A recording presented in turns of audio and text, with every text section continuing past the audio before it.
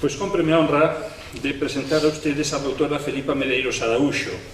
A profesora Araúxo é investigadora contratada no Centro Interuniversitario de Estudos Camonianos da Universidade de Coimbra.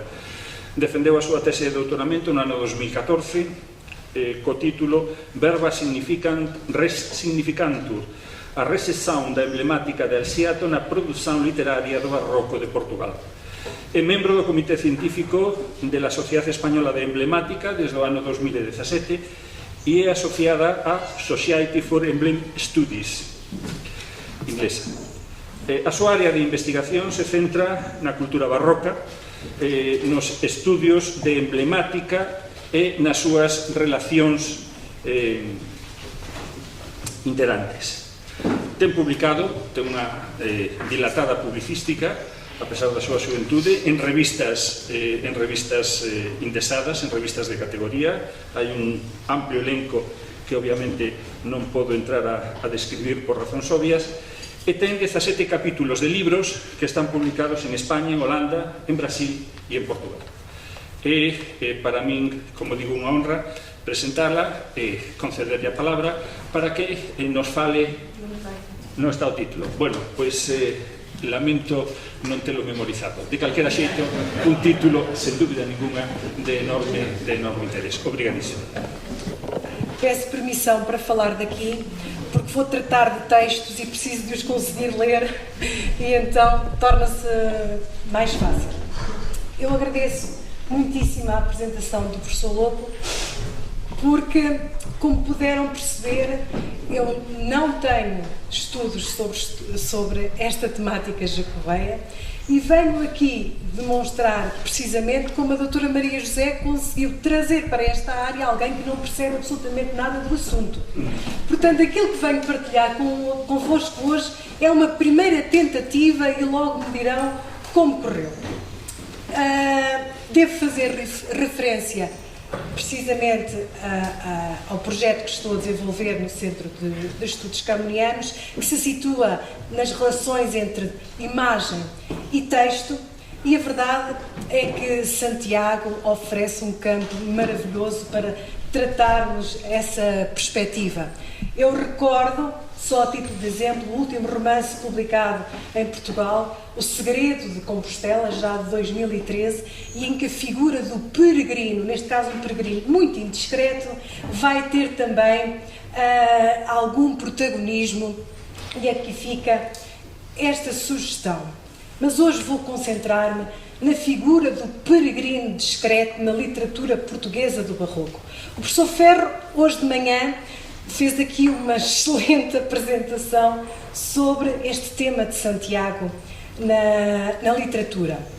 Nós não temos, infelizmente, obras como esta, que aqui recordo, a Romeira de Santiago, de Tirso de Molina, ou então este relato de Diego de Torres e Villarroel, já no século XVIII, um romance joco-sério que vai falar da sua experiência de peregrino. Infelizmente ainda não conseguimos encontrar nada que se assemelhe, mas continuamos à procura e cada vez com mais afinco.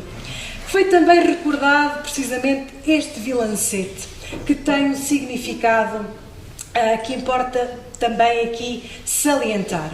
É o tal vilancete que fez Pedro de Sousa a propósito da ida de Dom Manuel a Santiago. E depois é recebido em Lisboa numa festa, portanto, num momento de grande aparato.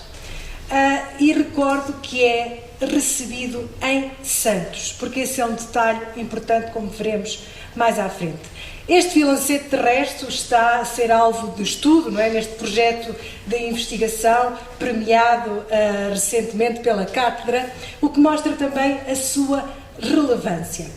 Mas temos outras indicações de peregrinos a Santiago de Compostela humanistas. Já aqui foi várias vezes referido Damião de Góis, que faz a sua peregrinação em 1533 e dela depois dá algumas indicações. Nicolau Plenardo, que parte para Santiago de Compostela, de acordo com as cartas, a 22 de agosto de 1537, e talvez um nome muito menos conhecido para vocês, Sebastian Stockhammer, que é um aluno barra professor, não sabemos muito bem, da Universidade de Coimbra, que veio para cá em 1547 como secretário pessoal do professor Fábio Arcas e vai depois compor uma obra que se intitula Os Comentários aos Emblemas de Alciato, e é daí que eu o conheço, e na dedicatória dessa obra diz muito claramente: eu demorei muito tempo a fazer isto porque tive de ir à corte e também porque fui a Santiago de Compostela. É impressionante como em 1552 temos este relato que ele chegou em 47 e foi a Santiago de Compostela e dedicou muito tempo a isso e assim se escusa por não ter feito aquilo que era suposto ter feito. Qual é que é a relevância do peregrino na literatura do século XVI? Eu aqui iria recordar essencialmente esta obra, que foi um best-seller, que muitíssimo divulgada, que vai ter nestes diálogos alguns peregrinos. Importa ver que peregrinos são estes. No diálogo da religião temos como interlocutores um religioso e um peregrino. E explicam-nos que estes peregrinos se vão encontrar da Lombardia entre Parma e Placenza. Portanto, eles estavam alguns pela Itália em peregrinação e vão a partir daí fazer este diálogo sobre a religião.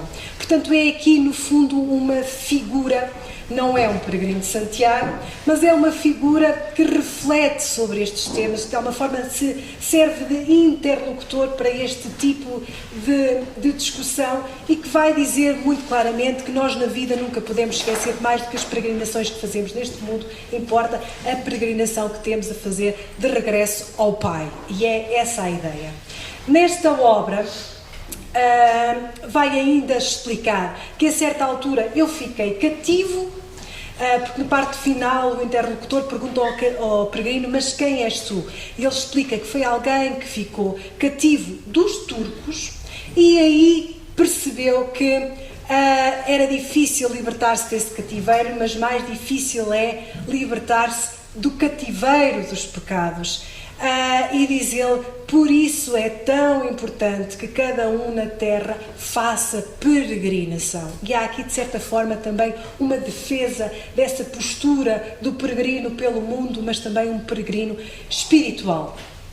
Há ainda um outro diálogo nesta obra, o diálogo da vida solitária, que tem 3 peregrinos como intervenientes, mas não me vou deter sobre isso. Pretendia apenas destacar esta questão daquela que é a peregrinação pelo mundo, como nos mostra, por exemplo, a obra de Fernão Mendes Pinto, impressa em 1614, e aquele que é o peregrino espiritual. E vamos encontrar obras também com esse título. Reparem, em 1620 temos esta peregrinação cristã que inclui o epílogo das obras dedicadas a Deus Nosso Senhor, e aqui também, mais uma vez, se apela à importância da peregrinação.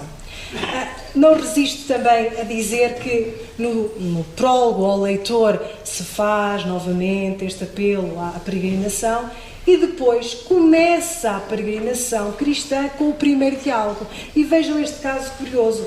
O primeiro diálogo, que trata da criação dos anjos, tem como interlocutor Quintiliano Romano, que fala caminhando da cidade de Lisboa para a de Coimbra, em Romaria, a Rainha Santa Isabel.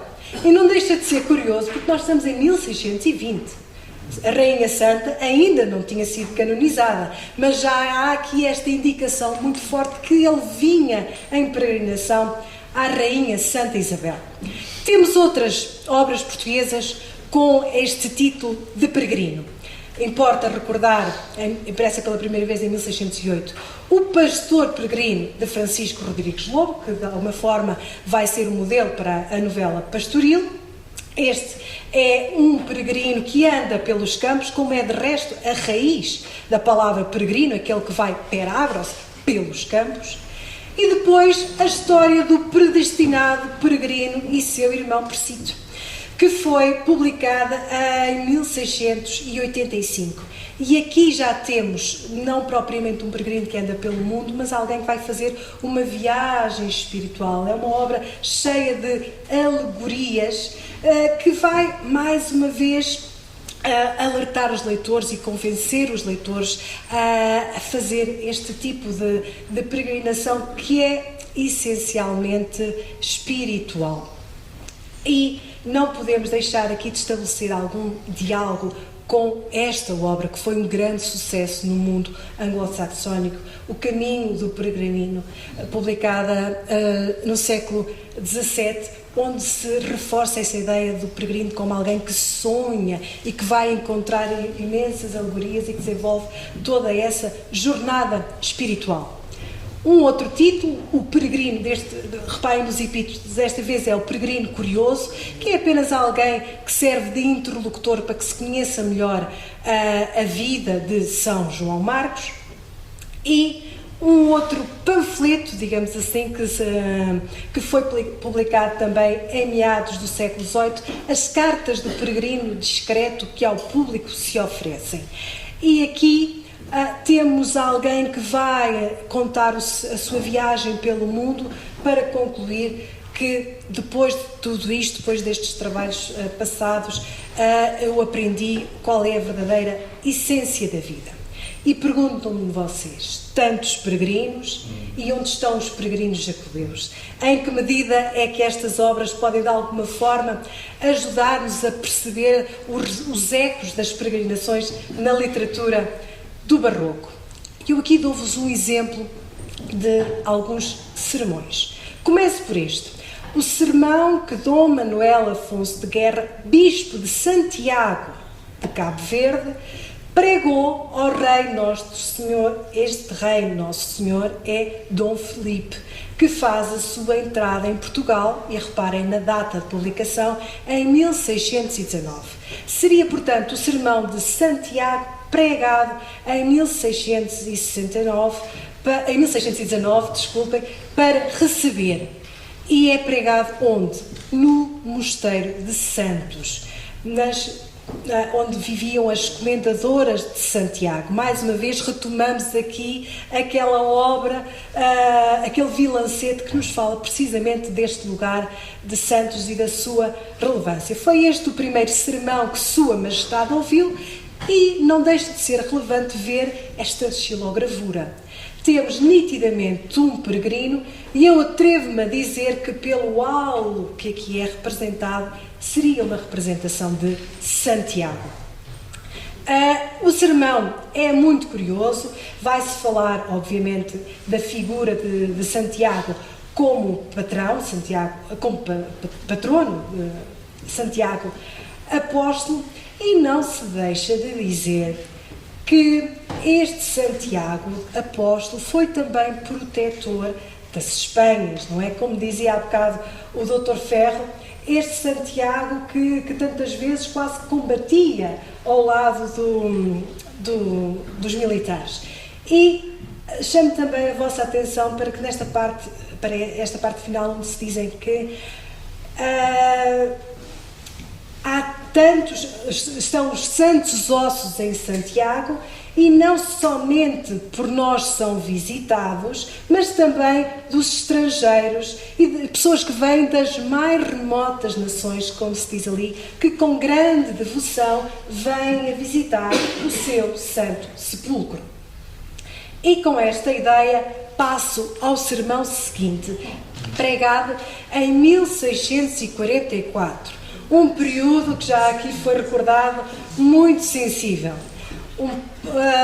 Este é o sermão que pregou o padre Frei Tomás Aranha, religioso da Ordem dos Pregadores e mestre em Santa Teologia, na festa que fizeram as senhoras comendadeiras de Santos, mais uma vez, a seu glorioso patrão, portanto da Ordem Militar de Santiago, glorioso patrão e das Espanhas, o apóstolo Santiago Maior, este ano de 644. Mais uma vez temos uma gravura de peregrino. Aqui já ficamos na dúvida, não é? Não há aqui qualquer indício que seria uma representação de Santiago, mas o facto de ser dedicado o sermão dá isso a entender. E vejamos o que nos diz este sermão. É importante dizer que os portugueses, para conseguirmos as desejadas e já principiadas vitórias, estamos em 1644, recordo, não entendais que nos há de salvar o favor do apóstolo Santiago, porque com esta razão provo que muito mais português há de ser este glorioso patrão. Eu não quero com isto ofender os nossos colegas espanhóis, mas a história é o que é e não a podemos branquear. Muito mais há de ser português e nada castelhano. Porquê? Porque a razão estava do lado de Portugal e Santiago Apóstolo tem que defender a verdade e a razão. E vai aqui dar exemplos de batalhas em que Santiago se colocou ao lado dos militares. E uma delas é o exemplo de Coimbra. Aqui lutou Santiago ao lado dos portugueses contra os mouros. E mesmo assim, isto é reconhecido, diz ele, pelos cronistas de Espanha. E vamos continuando nesta ideia de que Santiago é um grande defensor dos portugueses e não podemos esquecer também que por causa de Santiago terá vindo o conde Dom Henrique e assim se fundou Portugal. Portanto, a fundação de Portugal deve-se a Santiago. Mas, para não perder muito tempo, chamo a atenção para este detalhe quando se vai falar das peregrinações. Diz-se Santiago veio pregar a Espanha e aqui foi muito mal recebido. Eram duras gentes que não o quiseram ouvir e ele teve de voltar para a sua terra muito com a mágoa de não ter sido acolhido.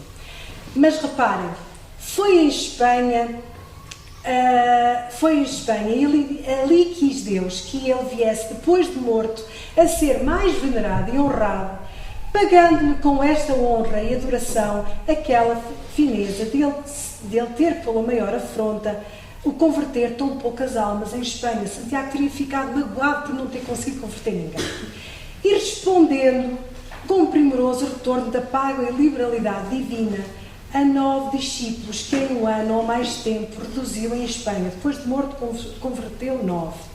E reparem, há 90.000 peregrinos, este pode ser um dado relevante, não sei qual é que eram os modelos estatísticos, não é, para fazer esta afirmação, 90.000 peregrinos, tomando meramente o certo para o incerto, portanto ele próprio reconhece que as fontes são duvidosas, que cada ano vem visitar seu glorioso templo e sepultura. Portanto, de alguma forma, acaba também por se refletir no discurso dos sermões o impacto que tinha a peregrinação.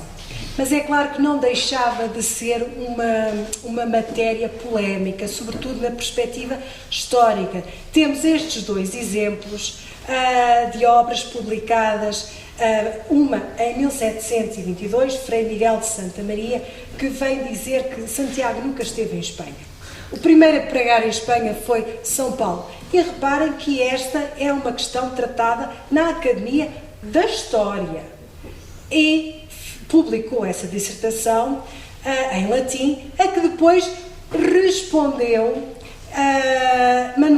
nada mais, nada menos que Manuel Caetano de Sousa, em 27, com esta Expeditio Hispánica, onde vai rebater os argumentos do outro. E ficam aqui nesta discussão até que o Conde de Ericeira, que é chamado como censor a ver as 2 obras, diz: bem, ambos têm argumentos muito, muito bem fundamentados e nós aqui temos que reconhecer que a história nem sempre consegue provar tudo e esta é uma das questões que ficará em aberto.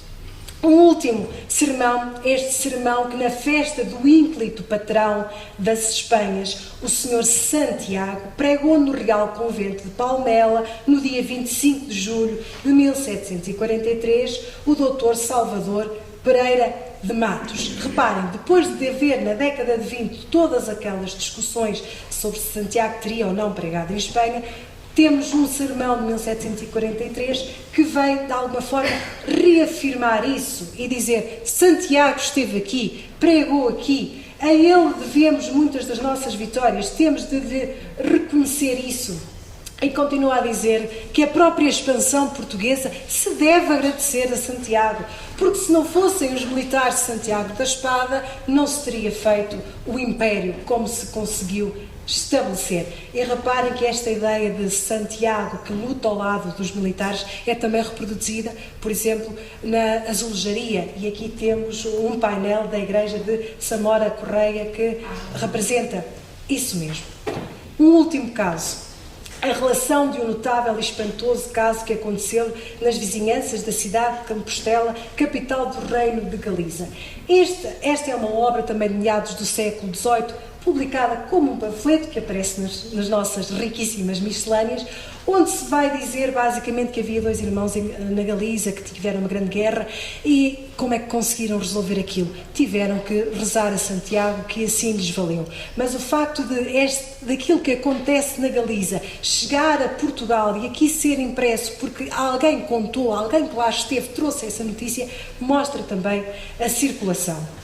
E termino dizendo mais uma vez que este é apenas o embrião de um projeto de investigação, que passará certamente por fazer o levantamento das obras relevantes para delinear esta figura do peregrino discreto em Portugal, na literatura portuguesa, claro que em diálogo com o conceito do cortesão discreto. Depois é preciso também este diálogo intertextual com a iconografia, perceber como é que é representado Santiago e de maneira depois é que isso se reflete também no modo como as obras o figuram. E por fim, procurar fazer a recolha de alguns testemunhos sobre as peregrinações a Santiago de Compostela nas letras. Por vezes temos a sorte de vir um sermão dizer-nos um dado estatístico que nos mostra quantas pessoas peregrinavam a Portugal em 1644. Este é um longo caminho, mas hoje vim apenas aqui partilhar convosco o primeiro passo, que é sempre importante numa peregrinação. Muito obrigada.